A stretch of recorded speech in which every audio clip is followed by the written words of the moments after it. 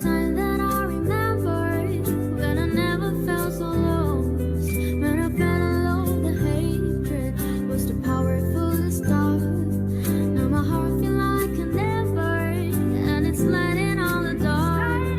I carry these torches for you, that you know I'll never drop. Hey, everybody hurts sometimes, everybody hurts someday. Hey, but everything will be alright. Go and raise a glass and say, hey, cheers to the ones that we got. Cheers to the wish you were here, but you're not. Cause the drinks bring back all the memories of everything we've been through. Toast to the ones here today. Toast. Cause the drinks bring back all the memories, and the memories bring back you.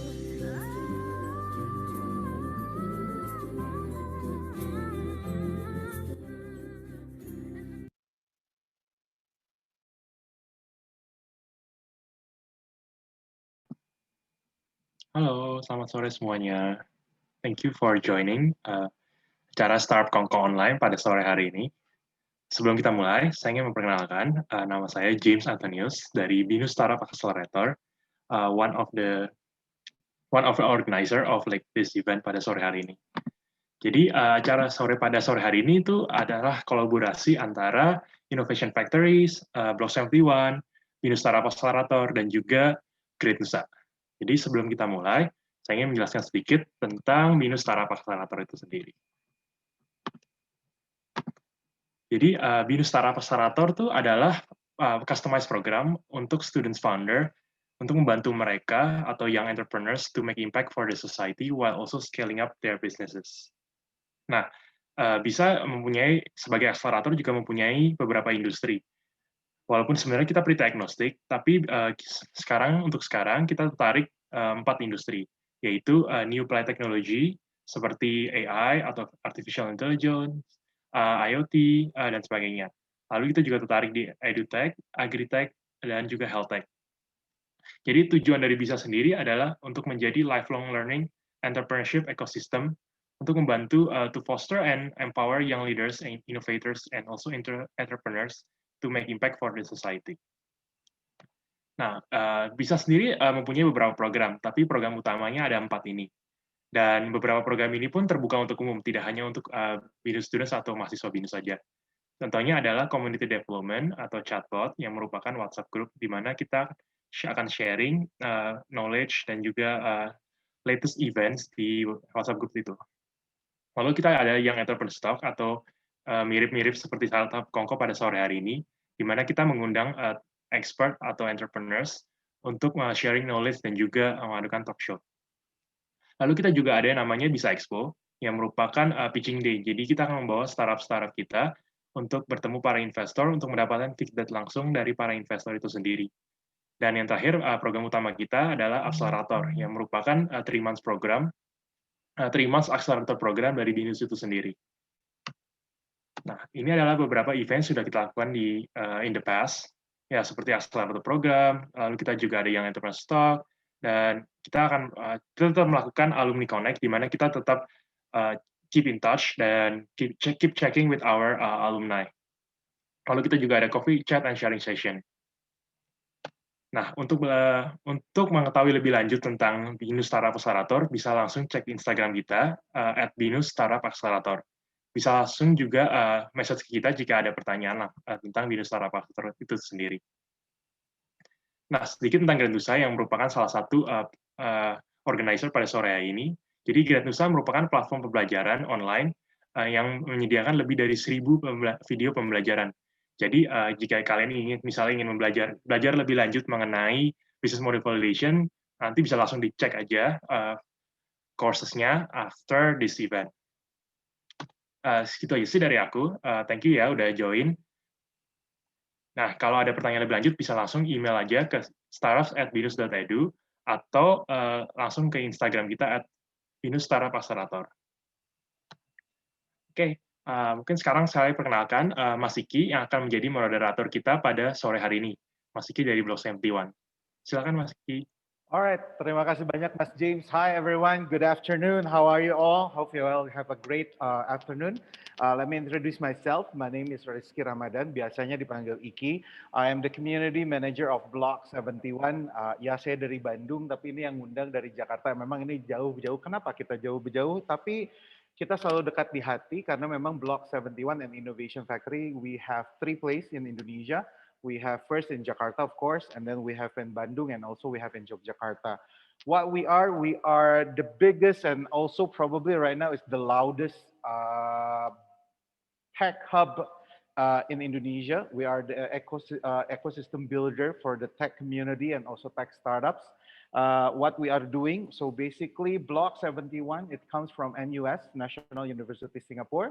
We are here collaborate with one of the biggest also tech hub innovation factory, which is contributed by Salim Group. And we are here to be the biggest tech hub that want to gather all the top people from the community of tech business, of course. But in the other of tech, it's not only tech, but also entrepreneurship and also how we grow people here to be a great community and how we can collaborate into the future. Like one of this hari ini, sore ini, Startup Kongko merupakan sebuah event kerjasama atau kolaborasi kita bareng bersama dengan yang namanya BINUS, Bina Nusantara University. Of course, tadi Mas James sudah memperkenalkan ada Bina Nusantara Startup Accelerator, juga ada Great Nusa, and then in the way of this event also is tidak bisa terjadi kalau misalnya tidak ada support dari Innovation Factory, Young Entrepreneur Talk, Asumsi, Zen Money, dan organize-nya tentu by Block 71 Jakarta and Great Nusa. So I'm so happy and so honored to be here to be the moderator karena sore hari ini topiknya menarik banget. One of the topic that cannot be end kalau menurut saya ya. Validate your startup idea within of this year, right? Walaupun dengan adanya kondisi pandemik yang memang seluruh dunia terkena efeknya, tapi kayaknya ide-ide baru atau ide-ide rintisan perusahaan rintisan yang namanya startup itu nggak pernah ada habis-habisnya. Tapi kayak gimana sih sebenarnya ide yang tervalidasi? Seperti apa sih ide yang sebetulnya bisa dipakai dan memang itu sebetulnya terpakai untuk di dunia ataupun di dunia bisnis sekarang ya. Nah, maka dengan itu tentunya kita perlu menghadirkan pembicara-pembicara keren like these two brothers that actually already here. They are come from background yang sangat berbeda sebetulnya kalau menurut saya, tapi dua-duanya memiliki startup yang juga keren dan bahkan sangat-sangat terkenal kalau menurut gue ya. So let me introduce to our two speakers. Please welcome Bong Defendi, the founder and CEO of Zen Money, and of course Pangeran Sihaan, the founder and CEO of Asumsi. Mas Bong dan Mas Pange boleh dinyalain kameranya? Iya, mantap. Selamat sore, brothers. Halo sore, bro. Nah, sebelum kita mulai, tidak kenal maka tak sayang. Walaupun gue rasa kayaknya kalian berdua udah dikenal dan udah disayang sama masyarakat ya. Gimana tuh? Bener nggak? So sweet, bro. So sweet. Okay, let me have probably Mas Bong dulu deh. Mas Bong boleh kenalin diri dulu, terus what you're doing, apa kegiatan akhir-akhir ini, di rumahnya ngapain aja. Boleh, probably you can share a bit of your stories too. Oke, sampai di rumah ya, bro ya. Sampai di rumah semuanya ya. Okay, so hi, my name is Bong Defendi. First of all, I start my first venture, which is an IT solution company called WinningSolve. Itu saya jalanin mulai dari semester 5 dulu kuliah, and now it already professionally managed. Cuma mungkin karena jiwanya memang masih liar kali ya, jiwanya masih liar, ide-ide kayaknya masih banyak yang bisa dieksplor gitu. After that, I start the newest one, this new venture called Zen Money, which runs a financial service business, to be exact, in remittance or international fund transfer. So I was graduated from Bina Nusantara University. Kalau ada anak BINUS di sini, boleh kasih reaction clap hand-nya dong. Banyak kayaknya anak BINUS, bro. Yeah, I'm also the winner of BINUS Startup Competition, Wirausaha Muda dari Bank Mandiri, Endeavor Indonesia Pitch Competition, and early this year, I was selected as one of the startup in Alibaba Entrepreneurship Training to learn from Alibaba execs to build and run digital ecosystem. Maybe that's for me. Oke, mantap banget Mas Bro. Oke, lanjut dong Mas Pange, boleh dong kenalan. Sure. Halo, nama saya Pangeran Syahan. I was a media professional for over 10 years. Maybe you might have seen me on TV. You might have seen me online juga. Now I'm retired from all the media work. Sekarang saya menjadi founder dan juga CEO-nya Asumsi, sebuah tech media and tech company. Sebenarnya kita banyak ngomongin current affairs, banyak yang ngomongin pop cultures. Dan karena saya mimpin itu, selain itu saya juga punya satu company lagi namanya Box to Box. It's a podcast network. Jadi sebenarnya udah ada benang merahnya ya, karena I was a media worker for a long time. I thought that it would be nice if we could digitalize and also put some tech into one of the most resistant field in all the world when it comes to technology, yaitu adalah media field. So that's gua. Menarik banget ya, walaupun udah lama nggak tampil di layar, tapi karyanya terus-terus berkembang dan makin banyak ini kayaknya judulnya ya Mas Pange ya. Alright guys, thank you very much Mas Pange and Mas Bong udah hadir di sore hari ini tentunya untuk yang namanya sebuah sesi yang saya harap menarik, karena buat saya sendiri ini menarik ya gitu. Gue sih waktu ketika udah dapet TOR dari Gita, wah langsung lihat tamunya, wah ini menarik banget ini pembicaranya, karena it's a something that actually never end.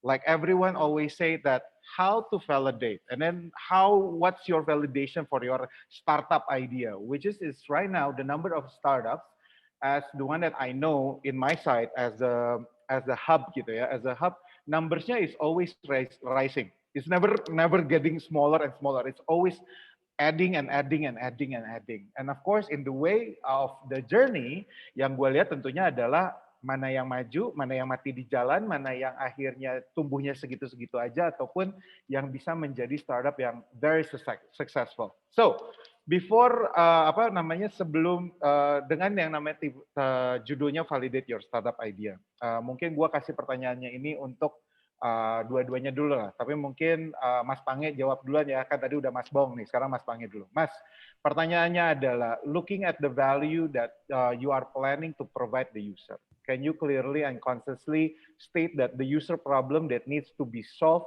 or to be gained to be achieved? It means dari validasi gitu, yang namanya startup validasi. Sebetulnya harus seperti apa sih Mas? Apakah lu tuh validasinya dengan dipuaskan dengan konsumen, dapat traction, atau apa sebenarnya yang harus dilakukan oleh anak-anak startup ini bahwa idenya itu memang tervalidate? Oke, kalau ngomongin media world ya, it's a whole different animal. Dan biasanya startup itu kayak gimana.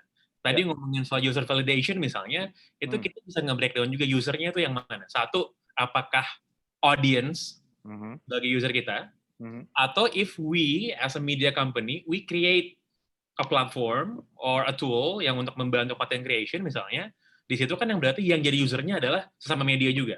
Gitu. Nah, jadi sebenarnya kalau kami lihat ya, sebenarnya yang jadi problem tuh apa sih kalau di media industry? Nomor satu adalah lack of diversity of content. Itu satu. Nomor dua adalah media landscape sendiri itu kan sebenarnya secara global lagi existential crisis kan sebenarnya. Ya kan? Jadi sebenarnya yang bisa dibilang media itu apa sih? Apakah kalau YouTuber punya account YouTube itu media? Apakah kalau ada seorang punya TikTok itu media? Jadi semua media seluruh dunia itu lagi berada dalam situasi yang nggak jelas juga sebenarnya kita ini apa gitu kan. Nah, tapi paling besar sebenarnya yang jadi pertanyaan adalah sebenarnya media ini harus owning platformnya juga atau kita hanya nge-provide kontennya aja?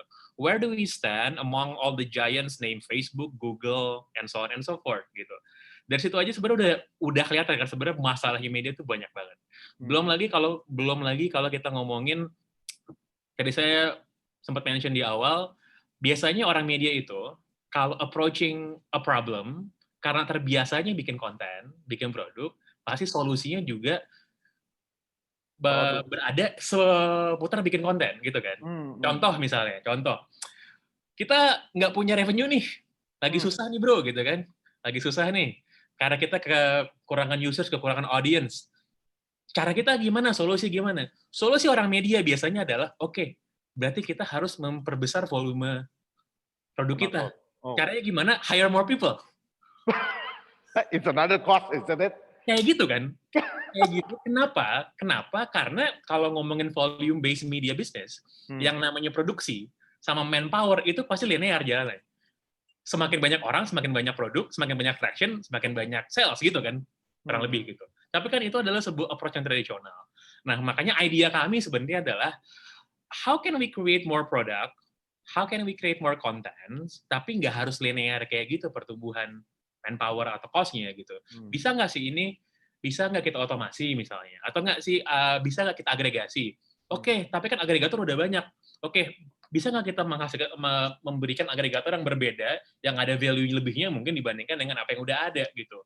Nah, semua itu sebenarnya kalau the foundation of the validation kalau buat media business dalam pengamatan saya adalah nomor satu si audience-nya dulu. Dia familiar dan dia mau nggak sih mengkonsumsi apa yang kita bikin. Itu nomor satu. Ini kita belum ngomongin sales dulu ya. Kita belum ngomongin kan gini. Kalau pada saat kita ngomongin media business, there are only two business model. One, you sell to your audience. Oke. Yang kedua, you sell your audience to other people. Gitu kan? Oke. Itu doang caranya gitu. Nah, yang paling bawah sebenarnya adalah pertama kali sebelum kita ngomongin jual-menjual nih, orang tuh mau konsumsi dulu nggak sih? Itu kalau buat media business, that's the most basic validation. Habis dari situ, baru kita pikirin gimana untuk kita bisa approach dari berbagai macam sudut pandang yang berbeda. Gitu. I see. Jadi ini menarik ya. Kalau tadi kan dari media, pada akhirnya in the way adalah is there the customer that want to consume the product. In the end seperti itu. Oke. Hold that thought ya. Karena aku akan ada lanjutannya. Tapi aku pengen dengar dulu dari Mas Bom. Karena kebetulan kita punya dua speaker yang ini agak bukan bertolak belakang. Sebenarnya berbeda aja gitu pengalamannya. Kalau dari Mas Bom sendiri gimana Mas Bom? Oke. So mungkin kuncinya kalau kita udah sering dengar ya, when you want to run your own startup, you have to know what is the exact problem your customers facing, right? Cuma kadang-kadang kita ini nih sering banget terkungkung dengan apa yang kita pikirin sendiri, apa yang kita rasa, oh problemnya itu tuh gua rasa nih begini, problemnya gue pikir nih begini gitu. Asumsi nih. Ya, jadi apa yang kita pikirkan itu dan mungkin itu berangkat dari experience-nya kita gitu kan, sehingga kita mengeneralisir kondisi itu. Ini sebenarnya apa yang terjadi dengan perjalanan awal-awalnya saya gitu. Jadi ya, as a common and usual survey questions to our end users, right? Saya nanya, kira-kira apa sih? Jadi waktu itu saya langsung touchdown ke Hong Kong waktu itu untuk lakukan market research, market survey, terus ketemu dengan calon-calon pengguna dari layanan remitansi ini, terus came up, pertanyaannya standar banget, kayak kita mau market research. Kira-kira apa sih masalahnya untuk ngirimin uang dari Hong Kong nih ke Indonesia? Dan mereka ini kebanyakan adalah domestic workers. Jadi jawaban mereka mungkin kalau misalnya tadi ya berdasarkan asumsinya kita adalah, oh pasti mereka butuh transfer yang cepat, mereka butuh transfer yang murah. Mereka butuh ya semua yang ada di pikiran kita itu adalah ekspektasinya kita nih, hipotesanya kita gitu kan. Dari hipotesa itu kita pasti udah ada senjatanya. Kita mau bikin produk itu tuh yang kayak gimana sih? Oke, kita harus cepat, harus bla bla bla bla.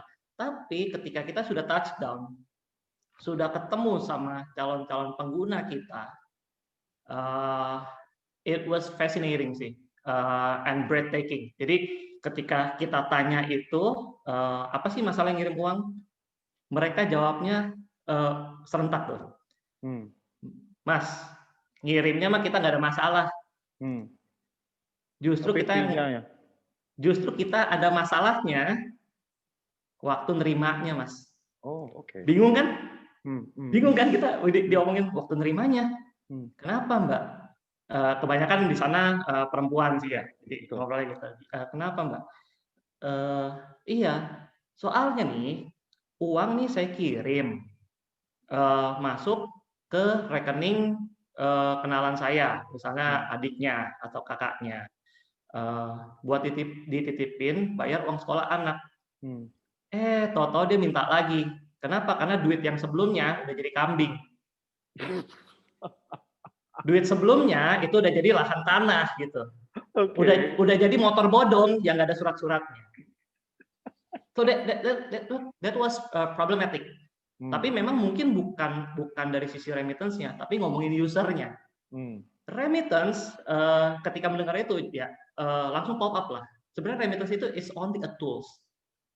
Tapi basic needs-nya apa? Basic needs-nya adalah ya mereka butuh kontrol terhadap uangnya mereka nih yang udah mereka kirimin. Nah, ketika diomongin begitu, kita kan baru, oke, kita catat. Tahu-tahu di belakang juga nyeletuk. Nah, itu si Mbak Tati, lebih parah lagi, Mas. Duitnya dikasih ke suaminya, dipakai buat kawin lagi. That's crazy, right? But, it's one of the pop culture, probably Mas Pange nanti masukin ke asumsi kali ya. Oke, terus? Yeah. We can laugh it right now. Yeah. But at that moment, when I see with their teary eyes, oh my God, I get my aha moment. I get my passionate moment. Gue langsung bilang, oke, ini jalannya gue nih. Zen Money harus jalan dan harus bantu mereka. Gue harus kirimin duit dan duit itu jangan dikasih ke orang lain selain mereka. Jadi mereka punya kontrol terhadap uangnya. Oke, ini menarik. Kalau menurut gue ini jadinya dua-duanya ini agak bertolak belakang antara lu sama Mas Pange sebenarnya. Jadi yang satu, lu mendatangi bahwa lu mencari masalahnya, and then you go straight to the end users to ask, and then you find the solution to how to help them, right? While Mas Pange in the other side adalah, is there the customers that want to consume the product? Ini agak menurut gua agak berbeda ya. Tapi please correct me if I'm wrong, okay? Because I see this into a 2D side of a different of your professionalism lah. Yang satu mungkin dari bidang media, yang satu mungkin dari ekonomi. I don't know, you finance or Mas Bong mungkin lebih ke bisnis kali ya, Mas Bong ngeliatnya. Iya, jadi. Ya, oke. Nah, cuma gini. Let me ask you the same question for both of you. From your experience in the way to see the new generation of the startups, ya, dari pengalaman Anda berdua, bagaimana menurut Anda sebetulnya seharusnya teman-teman startup ini ketika mempunyai ide, ya, harus melaksanakan validasi bahwa idenya ini terpakai apa tidak. Pada akhirnya itu sebetulnya yang baik seperti apa? Apakah pada akhirnya misalkan kayak tadi kata Mas Pange, misalkan ya ini memang tetap harus dilihat dulu konsumennya ada apa enggak. Atau misalnya ada Mas Bong tadi, in the way, lu harus cari dulu penggunanya, lu harus tanya dulu problemnya apa. Menurut kalian berdua, udah dari pandangan kalian berdua tanpa melihat startup kalian masing-masing ya, gitu loh. What do you think the best way to find how to get a good way to validate the startup idea? Mungkin Mas Pange boleh? Okay. It's a tough question actually. Sorry man. Karena gue kan meng-approach masalah itu from a media perspective ya. Understand. It's one of the oldest institution in the world. Yes. With a dinosaur kind of thinking juga. Yes. Nah, kalau ngomongin media atau content bisnis lah apapun, sebenarnya apa sih currency-nya? Currency nomor satu kan attention sebenarnya. Semua orang tuh berebut attention. Berapa banyak sih yang lo spend di layar gitu kan? Dan apa yang membuat orang mau spend waktunya di konten lo dibandingkan dengan di konten lainnya di saat opsi itu banyak banget gitu. Nah, jadi kalau karena gimana pun gue pasti datang dengan perspektif seperti ini, buat gue selalu mengedepankan apa sih yang emang audiensnya mau, pasti kayak gitu. Apa sih yang konsumennya mau, apa sih yang usernya mau. Karena tadi seperti Mas Bong juga bilang ya, kadang-kadang mungkin yang jadi masalah buat kita, yang jadi solusi buat kita, buat orang lain itu bukan masalah gitu. Banyak banget media startups ya. Ada tuh yang kemarin yang barusan close, namanya QB kalau teman-teman tahu itu. Kan it's a $1 billion startup tuh kemarin. Gila. Wow. Gila kan? Oke. Mereka ini kalau buat all the media startup people ini buat gue sebuah pelajaran penting banget. Jadi mereka datang dengan sebuah konsep di mana orang tuh nggak punya waktu sekarang. panjang-panjang. Orang nggak punya waktu nonton series setengah jam, nonton series 1 jam. Ayo kita bikin konten fiksi, film, cuma 7 menit.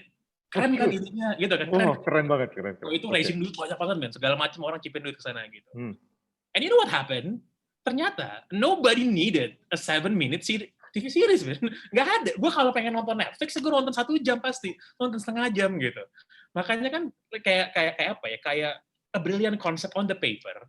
Mungkin cuman keren buat orang yang bikin.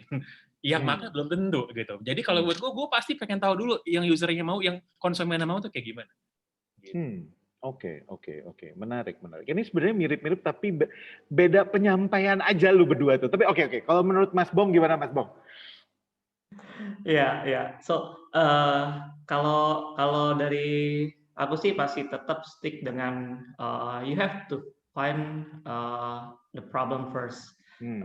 Kenapa? Karena kalau kita runutin ke belakang gitu ya, bisnis itu ada karena kita memberikan solusi yang tepat. Solusi yang tepat itu kalau baru bisa jalan untuk memecahkan problem juga yang tepat gitu. Nah, jadi hulunya awalnya itu harus dari sisi problems. Nah, problems itu kan sebenarnya kalau kita hidup di era sekarang ini yang mungkin teman-teman juga tahu dengan istilah VUCA gitu. Ya kan, volatility, uncertainty gitu. Sebenarnya VUCA itu bisa kita jadiin teman sih. Maksudnya apa? VUCA itu kan sebuah kondisi yang menggambarkan benar-benar wah ini ada hal-hal yang nggak bisa dikontrol nih, baik oleh sekelompok masyarakat atau secara global gitu. Dunia yang volatil, uncertain, kompleks, ambigu gitu. Nah, cuma kalau kita bisa revert this VUCA, first of all revert our mindset. Making VUCA from volatility become our vision. Dan uncertainty itu kita bisa ubah juga jadi understanding kita ke user-user kita gitu. And then complexity yang rumit-rumit itu kita buat jadi satu solusi, satu produk yang bisa clarify, ada clarity-nya. Jelas nih tujuannya apa. Jangan bikin satu produk yang pokoknya gue mau solve-nya 1 2 3 4 5 gitu. Too good to be true sih. Ada satu ide, ada satu hal yang bisa menyelesaikan banyak masalah dalam satu kali hit. Jadi you have to be precise, you have to be clarity, jelas tahu apa yang mau dikerjain. And one at a time, menurut aku sih udah oke lah gitu. And then from yang ambiguity, A-nya itu harus bisa diubah jadi agility. Karena ini challenge-nya kita nih. Kita di dunia startup itu selalu dibilangnya, wah kalian kan orang-orang kreatif, bener nggak? Orang-orang kreatif, what means with creative? Artinya ketika ada masalah, kalian harus cepat gitu, harus cepat untuk react-nya, dan not only reactive, but giving a good solutions, the best solutions out of the situations gitu. Oke. Entah kenapa gue ngedengar dari lu kayaknya jadi beban banget sebenarnya sih. But oke. In the way gini. Gua ini boleh nggak Ki? Apa? Kenapa? Boleh banget, Bro. Boleh banget. Gimana? Ini gini, kayaknya perbedaannya ya. Perbedaan makanya gue bilang kalau media tuh is a whole different animal, tuh agak berbeda dan gue agak nyesel. Kenapa gue bikin startup media? But we all still love you, bro. Gini, kan kalau most of the startups itu benar kayak dibilang sama Mas Bong tadi, cari apa yang jadi masalah dan kita menyelesaikan masalah itu gitu kan. Dan itu biasanya masalah fokusnya kepada users. Nah kalau media itu lucu bro. Kenapa? Yang bermasalah itu bukan konsumennya bro. Yang bermasalah itu bukan audiensnya. Siapa yang bermasalah? Ya company-nya. Gitu. Itu bermasalah sebenarnya. How can the media companies? Ini gue ngomong jujur-jujuran aja ya. How can media companies all over the world survive and make a new business model? Kan kayak gitu sebenarnya. Kan kalau orang bilang ya udah kalau gitu ya nggak usah bikin media bro, nggak bisa karena yang namanya mengkonsumsi informasi itu udah nature-nya orang gitu. Cuman gimana pada saat the companies yang bertanggung jawab buat bikin itu ternyata nggak bisa hidup gitu kan, ternyata masalahnya gitu kan. Makanya ya itu sebenarnya yang banyak sekali orang pengen mencarikan solusinya buat oral media. Dan lagi-lagi karena kita yang jadi currency-nya adalah perhatian, attention, makanya kita fokusnya pasti kepada audience gitu. Walaupun udah tahu audiensnya apa, maunya apa, itu belum kelar masalahnya, bro. Itu cuma first step doang, pasti jauh langkahnya. Ini yang menarik adalah between both of you ya guys, bro. I mean, yang satu Zen Money, trust me, I have my big screen in in front of me, and I actually put of two your profiles within Zen Money and Asumsi.co. Which one, Zen Money di sini jelas bahwa secara struktur dan service dan semua segala macam ini Mas Bong tuh benar-benar clear out bahwa ya kita mencoba untuk membantu permasalahan untuk yang namanya teman-teman TKI atau yang di luar untuk pentransferan semua dan segala macamnya. Sementara ketika gua baca tentang asumsi ya, ini gua bacain. Please do correct me if I'm wrong ya Mas Pange. Asumsi adalah institusi media yang berfokus pada bahasan politik, current affairs dan kultur pop. Ya. Kan? Asumsi percaya dengan peran media sebagai sarana pendidikan politik masyarakat. Di Asumsi yang lama kayaknya itu profil. Kayaknya yang lama ya bro portalnya. Nah ini, gua nggak tahu nih, gua buka ada di muka gua. Tapi gini, yang menarik adalah dari hal ini ketika gua lihat dua profil kalian, secara validating the ideas atau the startup ideas gitu. Ini menarik, benar banget. Mas Pangi tadi bilang bahwa media is something that is another different animal, another different level of animal bahkan menurut gue begitu. And then in the way gue ngeliat Mas Bong literally betul-betul something that jumping into the society, getting into the problem, getting into ini straight away gitu kan. Nah, ini ada pertanyaan dari penonton sebenarnya, tapi ini pertanyaan yang menarik dan gue akan nanyain sama kalian berdua. Nah, ini pertanyaannya gini, dari Kresna Bojong. Ide konten asumsi sudah teruji, tapi bagaimana dengan monetisasinya? Nah, apakah ada kebaruan cara monetasi media? Asumsi bagaimana dan strategi exitnya gimana? Ini nanya langsung ke lu bro, ini judulnya. Cuman yang menarik buat gue adalah gini, gue justru jadi pengen tahu sama kalian berdua. Ketika kalian sudah memvalidate ideas dan mencoba untuk mencari validasi ini bahkan gitu ya. How in the end to monetize the business? How in the end you start the business model? And then sebenarnya bisnis model seperti apa sih yang kalian pakai dan ujungnya boleh nggak sebenarnya kalian share sama kita-kita? Mungkin itu langsung kali ya, karena gue tahu itu sebagian rahasia perusahaan gini-gini. Tapi please lah bro, zaman sekarang lu rahasia perusahaan nggak agak maju lu kalau nggak kolaborasi sama kita-kita, ya kan? Gitu loh. Nah, jadi siapa tahu nih ada dari penonton nih orang-orang pinter gitu nanti mau datang ke lu bisa ngebantu, who knows? But I really want to know, we really want to know how to monetize the business that you have right now. Probably I start with Mas Bong, karena tadi Mas Pangi udah. Coba Mas Bong, gimana Mas Bong? Jelek nih. Jelek. Jelek aja. Maaf. Saya sebagai moderator memang gitu biasanya. Ya, siap Jenderal. So first thing first, when I came up with one idea for my next ventures, let's state it for Zen Money gitu ya. Hal pertama yang gue pikirin itu adalah gue pengen masuk ke bisnis yang benar-benar jelas bisnisnya itu duitnya ada. Okay. So what I mean is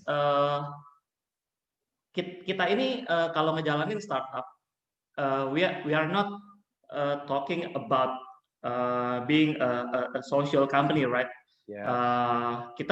Kita nggak mungkin memberikan layanan kita secara cuma-cuma bisa dinikmatin untuk kemanfaatannya mereka, tapi kitanya sendiri nggak dapat apa-apa. Kenapa? Karena kalau kita melakukan metode yang seperti itu, kita tidak bisa sustain diri kita sendiri. In the end, siapa yang dirugikan? Ketika servis kita nggak ada, gitu. Ketika kita mati, ujung-ujungnya adalah end user-nya kita, gitu kan, yang akan kena impact-nya. Makanya kami berpikir bagaimana supaya diri kita ini sustain. Kuncinya adalah kita harus bisa ngelihat Zen Money ini sebagai bisnis yang legit. Bisnis yang legit itu apa? Mungkin kalau ditranslate ada orang mau bayar gitu untuk pakai servisnya. Jadi it becomes a legit business.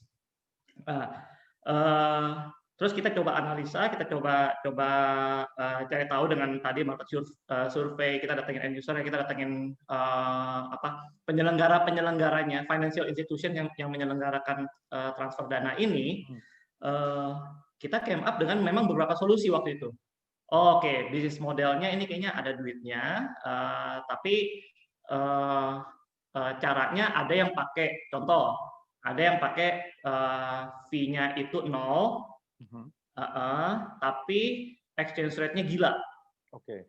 Spread-nya Ambil dari jauh. exchange rate ya jadinya. Mainnya di exchange rate. Oke. Ada yang kasih fee-nya percentage, ada yang kasih fee-nya fix gitu. Jadi so many business model scattered around these industries, right? Terus kita harus milih nih, kita harus pick salah satu. Waktu itu kita pick yang modelnya persentase. Ternyata itu nggak jalan, bro. Oh, really? Nah, itu nggak jalan karena yang persentase itu setelah kita telusuri lagi itu bisa kepake untuk customer yang melakukan remitansi sifatnya adalah B2B. I see. Sementara kalau kita retail nih, individual, ketika di apply percentage ya mereka akan bingung diri angka-angkanya gitu kan. Mereka maunya tuh taunya gue bayarnya sekian fix saja. Nah untuk melakukan itu kan kita udah dapet nih bisnis modelnya. Kita mau uji dong. Ujinya gimana? Dulu produk kita belum ada, bro. Jadi kita belum pakai apps, kita belum pakai teknologi lah. Yang kita lakukan, jadi pas nyampe di Hong Kong itu, gue di Hong Kong 2 minggu. Jadi di Hong Kong interview, collect data dan lain-lain. Di hari ke-9 itu gue bikin Google Form. I made a Google Form consist of their identity. Namanya siapa, mau kirim ke rekening mana, terus amount-nya berapa. Terus di dalam Google Form itu gue update tuh tiap hari rate-nya. Jadi begitu dia masukin, dia tahu berapa yang harus dia bayar in Hong Kong dollars waktu itu. Terus gue datang collect duitnya dalam collect the money in Hong Kong dollars, right? Gue datang ke mereka kan, memang kalau diaspora di sana tuh pasti ada base camp-nya, bro. Ada tempat ngumpulnya tuh kalau PMI kita, TKI kita. Jadi gue begitu collect, teman-teman yang di Jakarta nih, yang di kantor, mereka F5 terus, dia refresh halaman Google Sheet-nya. I see. Oh, begitu ada order masuk yang udah divalidasi dari gua, mereka initiate payment instruction-nya. Jadi benar-benar manual. Dan tahu nggak initiate payment instruction-nya gimana? Gimana? Gua buka klik BCA. So it's very manual and very manual. But from that moment, I know there's someone willing to pay that manual services. That I need to convert that manual system into automatic one. I see. How to be seamless in the way with using the money in the way ya gitu. Iya. Menarik. Ini dari sebuah bisnis bentuk konvensional banget, terus gimana akhirnya ujungnya in the way tentunya seperti sekarang. Nah, keep that on mind ya Mas Bong, karena ini menarik. Gue akan teruskan nanti ada beberapa pertanyaan yang untuk dilanjutkan, tapi gue mau dengar dulu dari Mas Pangi, karena ini orang nungguin kayaknya. Kalau dari asumsi gimana bro yang namanya media bro? Duitnya dari mana bro katanya? Kayak tadi gue bilang ya, it's either you sell to your audience or you sell your audience.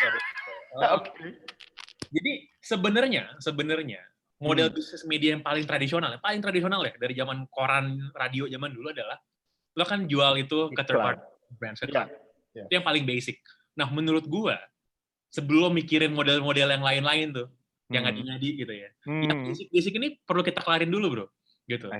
Apakah kalau kita ngomongin media bisnis ya, apakah our media and our audience udah se-valuable itu sehingga menarik all those people, all those stakeholders untuk mau do business dengan kita, gitu. Nah, buat kita sekarang, kalau buat kami asumsi sekarang, we're doing lumayan lah, not bad lah di bagian itu. Nah, begitu yang the lowest hanging fruit saya ini kelar, baru kita bisa pikirin, oke, what's next? Karena model bisnis yang tradisional seperti ini, gue bisa bilang ini nggak sustainable sama sekali, apalagi in the future. For me personally, the future of media business is paying subscribers, is paying readers, paying audience dan lain sebagainya. Yang mana di US, di Europe itu udah dimulai lah trennya. Tapi di Indonesia kan kita masih belajar, kita masih proses untuk menuju ke arah sana. So apa yang kita prepare sejauh ini dan juga ke depannya adalah to prepare ourselves and our audience to be willing To to pay. to To subscribe. yes subscribe, karena you name all the big gigantic media, New York Times, Washington Post, even semuanya pasti kayak gitu.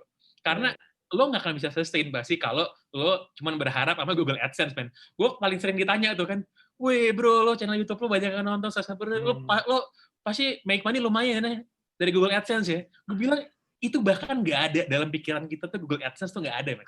Ada hitungan. Ada syukur enggak juga nggak apa-apa gitu. Tapi lo nggak bisa sustain dari sana gitu. Nah, cuman sebelum yang mikir yang jauh tuh, sebelum kita ngomongin soal bikin algoritma yang khusus misalnya, atau personalized, atau kita ngomong user database, kita ngomong machine learning dan lain sebagainya. Sebelum kita ngomong ke arah sana, yang paling kuno primitif tuh perlu kita kelarin dulu. Emang laku konten lo buat brand lain gitu kan? Emang audience lo berharga? Itu dulu bro kita kelarin, baru kita bisa mikirin yang lain. Gitu. Oh, ini menarik. Both of you actually starting in a conventional way, man. Did you realize that? Mas Bong and then Mas Pange, both of you are starting from a conventional way, and it is interesting for me because tadi kalau misalnya mendengar ceritanya Mas Bong dari yang literally you do it manually, pakai klik BCA, ada orang di Jakarta, lu harus tinggal di Hong Kong nungguin orderan untuk mastiin itu jalan. Sementara Mas Pange tadi bilang bahwa gue harus mastiin dulu konsumen gue nya berharga dan pasti bahwa ada third party yang in the way baru mau ngehargain gue. Pada akhirnya baru bisa dapat monetizing di sisi itu. It really works in the way of that conventional way gitu kan. Nah ini buat viewers semuanya, buat teman-teman Binusian, buat ini, you guys bener banget. Please do take the red lining from both of this guy. Ini yang menurut gue adalah terkadang startup sekarang tuh mimpinya gede banget, tapi kadang-kadang yang paling jelas depan mata aja nggak kelihatan gitu. It's happened to me as a mentor di hub gue ya. Banyak banget idenya keren-keren, wah sampai mendunianya keren banget gitu. Tapi begitu kita ngomongin lu dapat duitnya dari mana, terus mereka ngarepin oh nanti gini mas, mimpi lu kejauhan kata gue gitu kan ya. Tapi bener kata Mas Pange sama Mas Bong, ini boleh please di take notes ya guys. Ini menurut gue keren banget, something that conventional way sometimes is actually can works for your business. Oke, gue mau lanjut untuk pertanyaannya ya Mas Bro, dua-duanya nih ya. Ada pertanyaan dari Agi dari Tangerang Selatan, katanya untuk El Patron, Mas Pange dan Mas Bong, apa yang menjadi benang merah bagi perusahaan agar startupnya bisa survive di masa pandemi? Wah, ini pertanyaannya, ini yang lagi ngetrend. How to survive in this condition, in this pandemic. Gue bosen, tapi gue mau denger juga deh gitu kalau ini ya. Mungkin dari Mas Pange dulu Mas. Tadi kan udah Mas Bong duluan, sekarang lo Mas. Gimana Mas Bro? Yang ini sih straight out of startup Glossarium ya. Yo. Agile kan. Ya, tapi emang bener bro, yang bener. Jadi kita tuh 3 bulan pertama COVID, Maret sampai Juni itu kan salah satu produk terbesar asumsi kan video ya. And we couldn't do filming gitu outside karena nggak bisa gitu kan.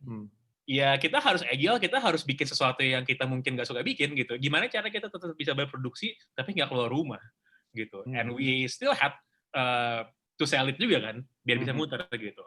Nah, itu satu soal agility.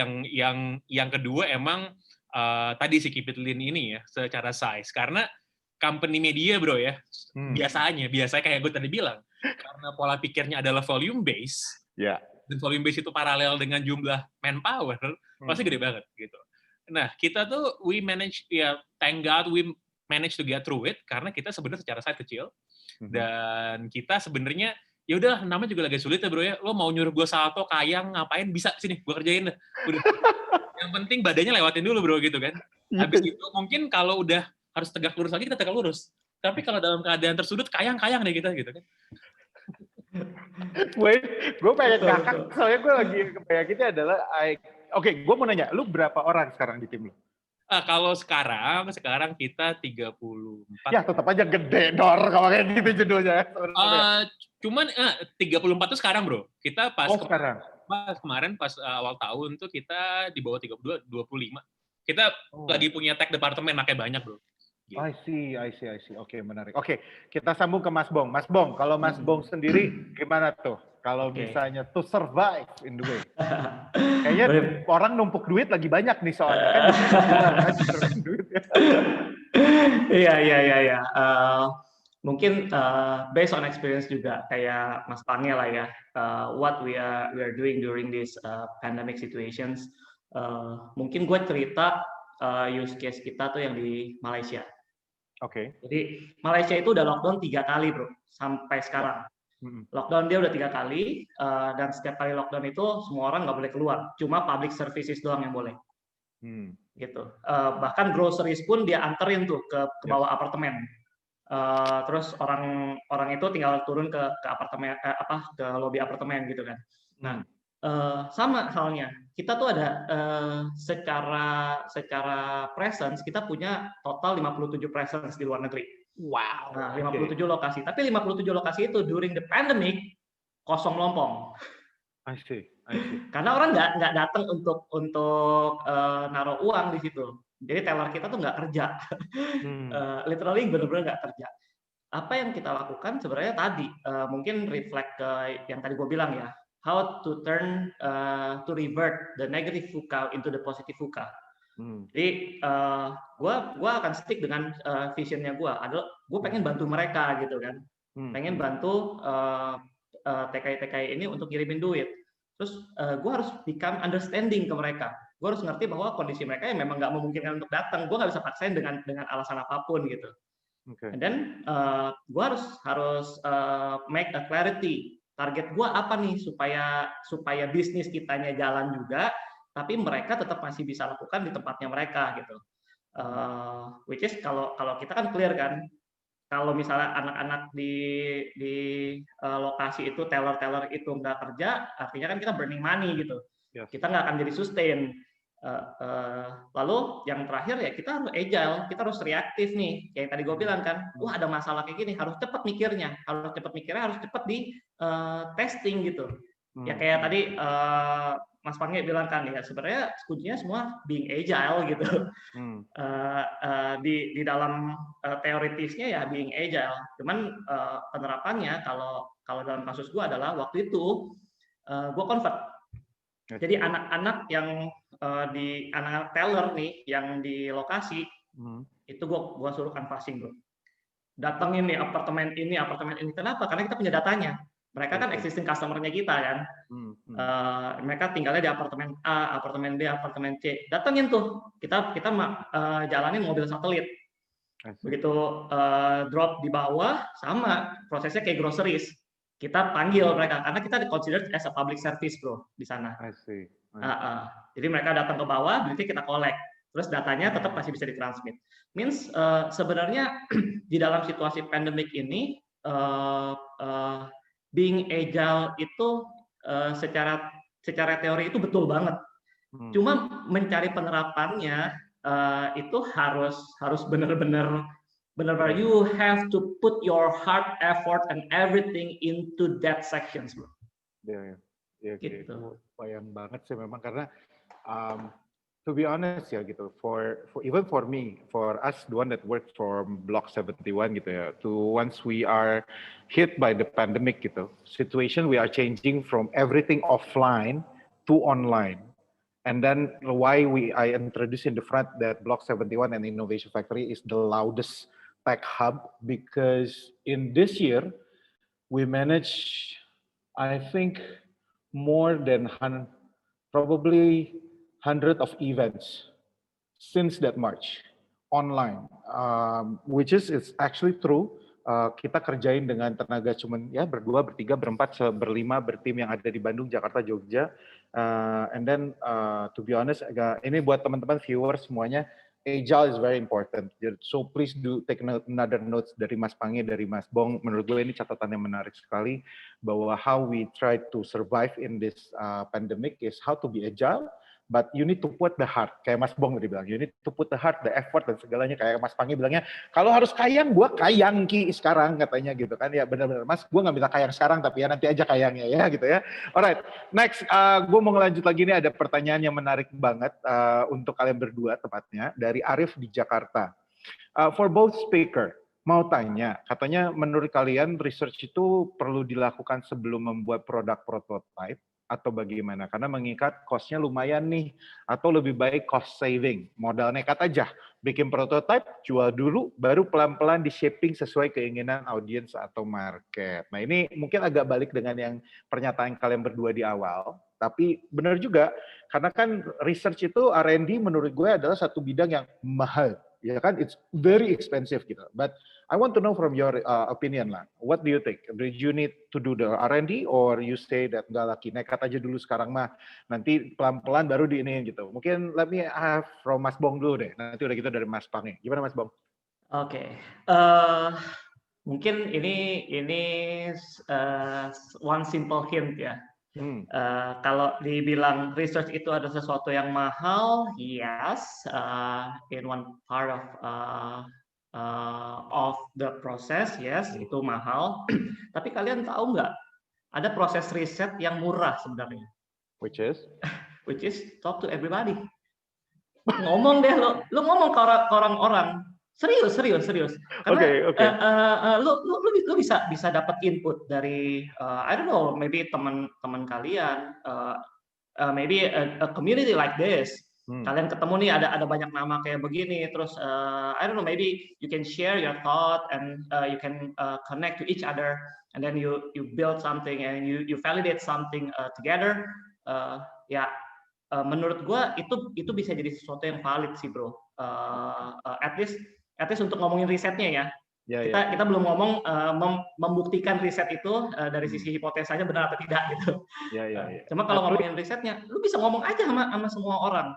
Dan dari respon mereka kita akan tahu sih, akan tahu juga dengan sendirinya, which is mereka yang cuma untuk comforting yourself, mana yang benar-benar straightforward.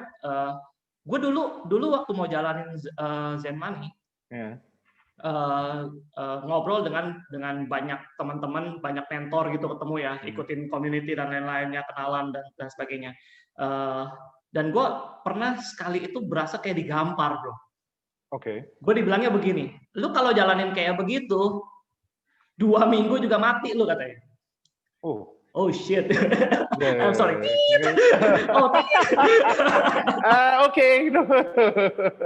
Iya. Dan dari situ kita jadi mikir kan, itu sebenarnya kan proses riset tuh, bahwa apa yang gua kerjain, apa yang kita jalanin, ada yang nggak match dari pemikiran kita dengan orang lain, which is orang ini adalah mentor di industri itu gitu. Dan ya thanks to him, I changed my business model and then it works gitu. At least you need to start somewhere lah, benar gak sih? Betul. Setidaknya lu mulai, even though it's just a conversation, but at least you can start your research from a simple of a conversation, right? Yes. Gitu kan Mas Bong? Yes, Menarik. Mas Pange, gue udah lihat dari tadi muka lu kayaknya udah pengen gitu kan? Gimana bro? Sama sih orang lebih. yang mungkin gue tambahin ya. Jadi sebelum kita kan kalau ditanya apakah perlu riset sebelum bikin produk prototype gitu ya. Kalau itu sih iya, tapi memang Mas Bong bener banget, yang namanya riset paling mudah secara kualitatif itu tinggal tanya-tanya orang aja gitu kan, tanya lingkungan sekitar, tanya temen. Kebetulan karena kita berurusannya di urusan media, kita sebenarnya punya privilege satu, kita untuk menjangkau audiens baru tuh gampang karena kita udah punya channel ya kan. Jadi kayak sekarang nih, gue nggak bisa bilang terlalu banyak lagi bikin apa sekarang, tapi bikin satu tech-related media product lah, gitu. Jadi emang bukan konten yang jadi solely, tapi tech product gitu. Misalnya kita pengen nguji ini ke 1.000 orang gitu ya, buat MVP-nya, kalau buat kita sih, thankfully karena kita urusan sama audience, nggak akan susah gitu. Tapi sebenarnya buat kami, yang paling susah itu adalah meyakinkan para stakeholders dan juga baik internal maupun eksternal adalah emangnya kenapa sih yang namanya media company perlu gaya-gayaan bikin tech product, kita ngapain sih? Udah lo sana bikin channel YouTube aja sama akun Instagram, udah lo jual ke klien kelar gitu kan. Dan buat gue that was a prevalent kind of thinking gitu. Makanya gue selalu bilang ada banyak sekali sektor industri di Indonesia ini ya. Tapi mungkin yang paling lagging behind in terms of innovation digitally and technology wise itu media bisnis, bro, gitu. Nah, jadi untuk bisa bikin sesuatu yang kira-kira akan berhasil secara produk prototype, tech related media produk lo, kira-kira lo bisa bayangin lah kira-kira ntar kayak apa bentuknya itu ya. Nah, cuman itu memang kalau buat gue sih, begitu gue udah dapat validasi ide, ada beberapa orang aja yang butuh dan merasa itu akan berguna buat mereka. Gue merasa mungkin ada orang lain yang juga akan menganggap hal yang sama. Lalu kita bisa bikin ya MVP yang paling sederhana lah. Nanti baru bisa iterasi beberapa kali, kita kembangin mana yang paling sempurna. Tapi emang harus dimulai dulu sih. Gitu. I see. Jadi justru sebetulnya gini, kalau gue boleh rekap dari lu berdua, wrap up both of you is, buat tadi gue lupa tadi yang nanyanya siapa ya tadi.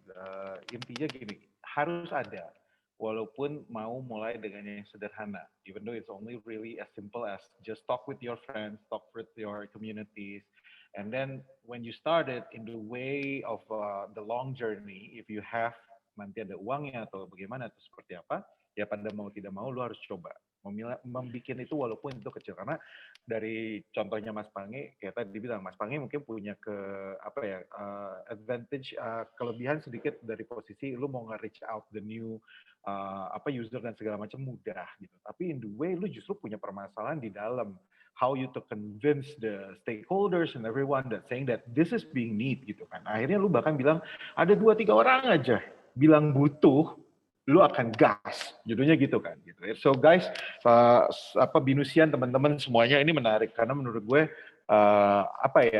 ini tuh harus bisa dilihat secara realita. Kalau gue sih mungkin bilangnya gitu ya, kayak realita gitu. On your condition, probably you have a different condition.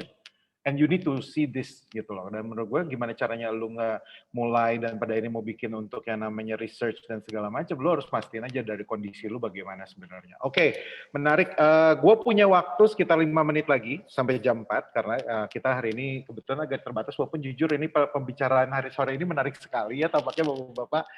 Mudah-mudahan kita bisa lakukan lagi di live ya, mungkin di Asumsi mau, ayo kita mah. Oke, lanjut. Asik, siap bos. Habis, langsung. Nah coba gue mau tanya ini dari Resta Amanda Bogor katanya. Izin bertanya, apakah menurut Pak Pange dan Pak Bong, buset bapak-bapak ada disebut aja ya kalian berdua ya.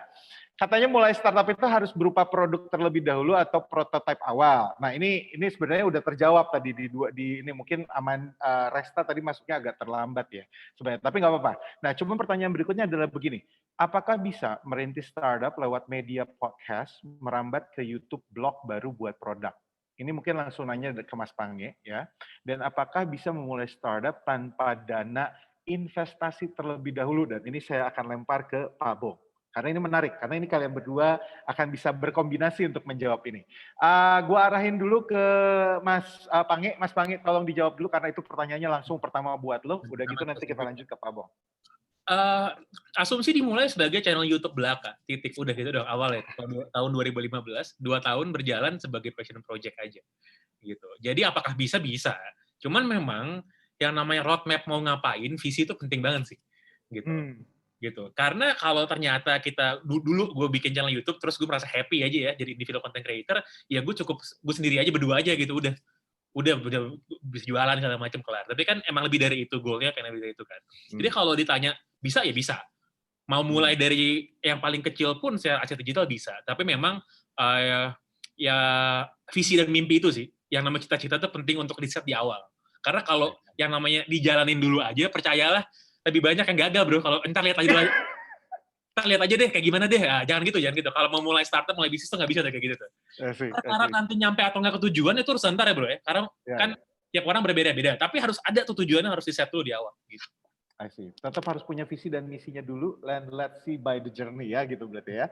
Oke, menarik. Mas Bong, ini lanjut pertanyaannya. Tanpa dana investasi dulu, lu tadi udah terbang ke Hong Kong dulu aja, cuy. Duit dulu aja dulu, itu gimana coba kalau itu?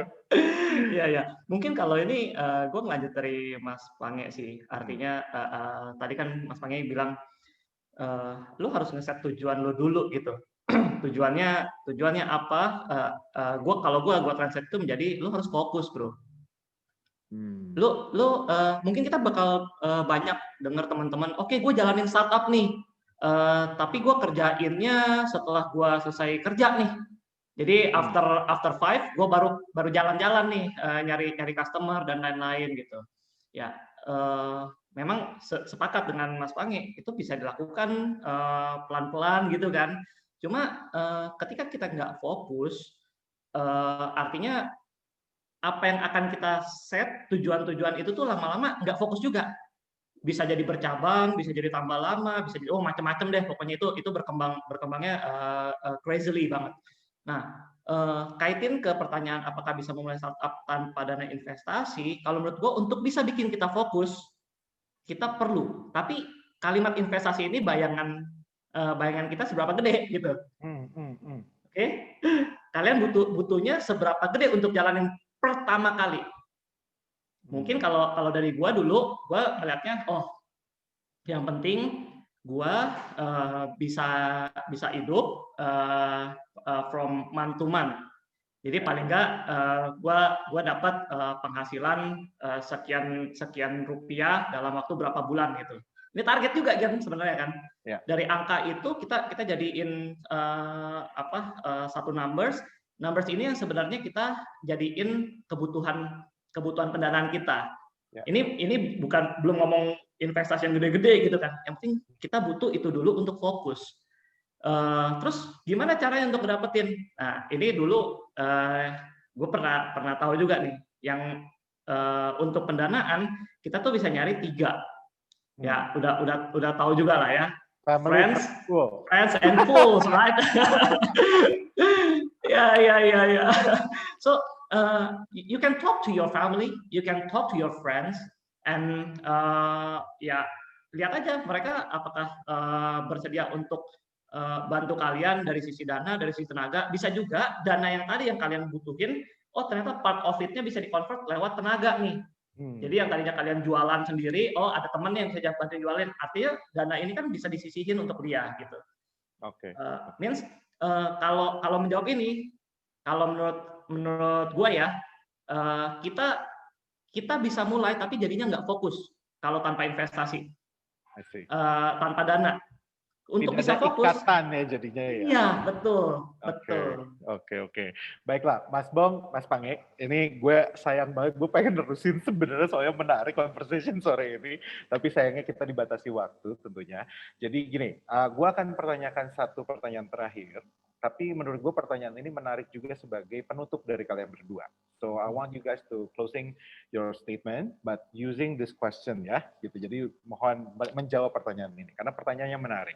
Dari Muhammad Fadlan Hidayat, pertanyaannya begini: apa saja sebetulnya perlu disiapkan waktu mengonsepkan sebuah ide? Apakah perlu ide tersebut sudah dirancang sampai 1 tahun ke depan? Karena takutnya it's really too far. Nah ini gue rasa it's a problematic yang sebetulnya dihadapin semua orang yang ketika mau mulai bisnis. Kayak lu tadi bilang harus ada visi, ini. Tapi kadang-kadang kita tahu takutnya ini kayaknya kejauhan nggak sih atau gimana nggak sih. Nah, so I want you guys to answer that question as simple as possible and also giving a closing statement using that question. Okay? Alright? So Mas Bong, saya persilakan duluan. Udah gitu ditutup sama Mas Pange. Oke. Kembali ke ini sih, ke pengalaman pribadi lah ya. Ide Zen Money itu pop up bukan karena gua ini terbang ke Hong Kong tiba-tiba gitu untuk ngejalanin ini. Berangkatnya dari ngelihat dari jadi back with my IT company, I was an IT consultant to Central Bank. Gua adalah konsultan di BI, gua ngeliat sistem mereka tuh bagus-bagus. Nah, sistem bagus mereka ini nih harusnya bisa di-enhance gitu. Nah, cuma berangkat dari situ doang, bahwa gue pengen enhance sistem remitansinya yang tadinya banyak node untuk berkomunikasi, gue pengen simplify node itu. Jadi idenya tuh bisa pop up anytime. Tapi yang harus disiapin 1 tahun ke depan itu bukan merancang idenya, tapi lebih ke bisnis modelingnya sih kalau menurut gua. Jadi 1 tahun ke depan sustain kan nih? Ide itu benar-benar bisa fruitful kan nih? Itu yang harus di put in numbers. Gitu. Think reality ya. 1 tahun ke depan itu bukan masalah ide, tapi masalah gimana caranya dapat duitnya, bisa jalan apa enggak. Ya, become sustain ya. Alright, thank you very much Mas Bong. Mas Pange, gimana? Okay, it's also a tough question because gue merasa gue gue mau minjem omongannya salah satu one of my business mentors gitu. Dia bilang bahwa you have to be paradoxical. Dalam artian yang namanya visi sama cita-cita itu penting, lo harus berpegang teguh sama itu. Lo harus bikin planning sampai sejauh mungkin sebenarnya. Tapi lo juga harus cukup fleksibel kalau apa yang lo rencanain ternyata butuh lo untuk detour dikit gitu. Untuk belok dikit, muter balik dikit, walaupun lo tetap punya goal gitu. Kalau lo, nah ini tuh harus ada titik equilibriumnya, ada titik tengah-tengahnya. Lo terlalu saklek sama apa yang mau lo tuju, lo bisa kehabisan bensin gitu. Tapi lo terlalu fleksibel, terlalu dengerin orang, lo nggak juga nggak nyampe tujuan, ntar lo bakal nyasar gitu. Jadi menurut gue tuh titik tengah yang perlu teman-teman ingat sih. Jadi gimana caranya tetap berpegang teguh sama apa planningnya, tapi kalau planningnya butuh adjustment, ya jangan keras kepala juga, karena gue yakin ya kan yang namanya founder startup tuh big ego semua ya, termasuk gue juga. Iya kan? Gue setuju gue paling keren sedunia gitu kan pasti kan. Gue yang paling tahu gitu, orang enggak. Nah, menurut gue ini sih ya. Jadi perlu berada di titik yang seimbang, tetap berpegang teguh sama planning, tapi harus juga cukup fleksibel. Gitu. Alright, thank you very much, Mas Pange, Mas Bong. It's really a great insight from both of you for this afternoon. Alright, terima kasih banyak, Mas Pange, Mas Bong, udah hadir di sini dan menyampaikan waktunya. It's been a great and fruitful talks, I guess, for me gitu ya. Saya bahkan tadi mau bilang, Mas Pange boleh dicek startup saya, namanya Minggu Pagi Show di YouTube Show ya. Nanti, langsung bocorannya. Saya berpanutan sama Bapak soalnya gitu kan ya judulnya. Tapi oke, doa untuk kita semua, mudah-mudahan COVID ini tentunya segera berakhir dan tentunya again kita bisa menghadapi a great future ya for all of Binusian and of course all the attendees di sini. Saya mendoakan yang terbaik tentunya untuk masa depan teman-teman semua dan mudah-mudahan startup apapun yang dijalani teman-teman bisa sukses dan harapannya tentunya dengan adanya pembicaraan tadi ini ada insight dari Mas Pange, dari Mas Bong, itu bisa membantu teman-teman untuk bisa melihat bahwa dunia startup itu is just not a business only, but it's something that you need to see from a helicopter view with a lot of insight and of course from people hearing also gitu. Jadi jangan cuma tentang diri kalian aja, tapi tentunya juga ini tentang manusia-manusia yang lain yang ada di dunia. Oke, so thank you very much Mas Pange. Sekali lagi mohon maaf kalau ada kurang-kurangnya Mas Bong. Terima kasih banyak Mas James, Binus, teman-teman Binus Startup Accelerator, Great Nusa, Asumsi, Zen Money, and of course yang Entrepreneur Stock dan Innovation Factory. Saya Iki dari Block 71 Bandung, and I hope I'll see you again in the future. And thank you and goodbye.